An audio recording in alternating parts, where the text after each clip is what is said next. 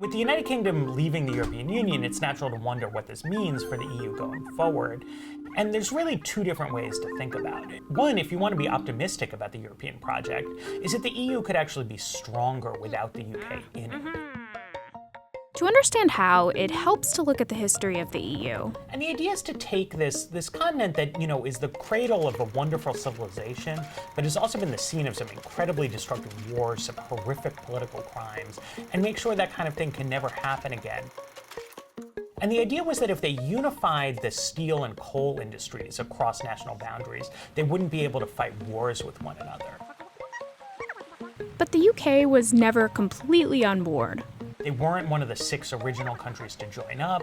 They joined a little bit reluctantly. They didn't want to join the single currency project. And English people have, in a geographical sense, often not felt that they're even quote-unquote part of Europe. So to an extent, they've always been the marginal member. And if anyone's going to leave, it would be them. Once the UK is out, the remaining countries might be able to get some important things done, like crafting a common immigration and foreign policy, which the EU doesn't have, and trying to figure out a way to make the common currency work better. They don't have a common tax policy. They don't have a common welfare state.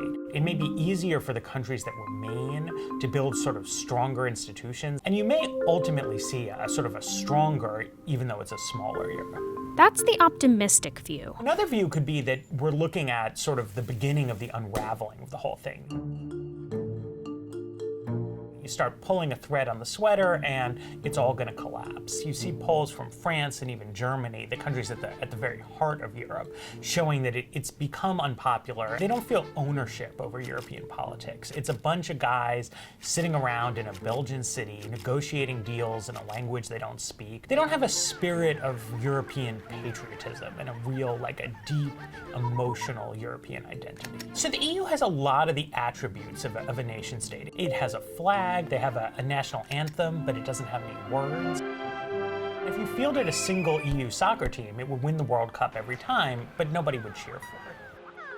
So a lot of how this turns out in the end is going to have to do with what kind of deal the UK can reach with the EU. If the UK manages to get out, but to then still have a really favorable free trade deal with the EU and really sort of prosper, that's going to make it easier for other countries to say, well, they want out too every time a decision happens that they don't like. So there's a strong incentive to make this messy and to make it really as painful as possible. If EU leaders manage to exact a high price from the UK in leaving, that means that probably the rest of the union is not going to break up.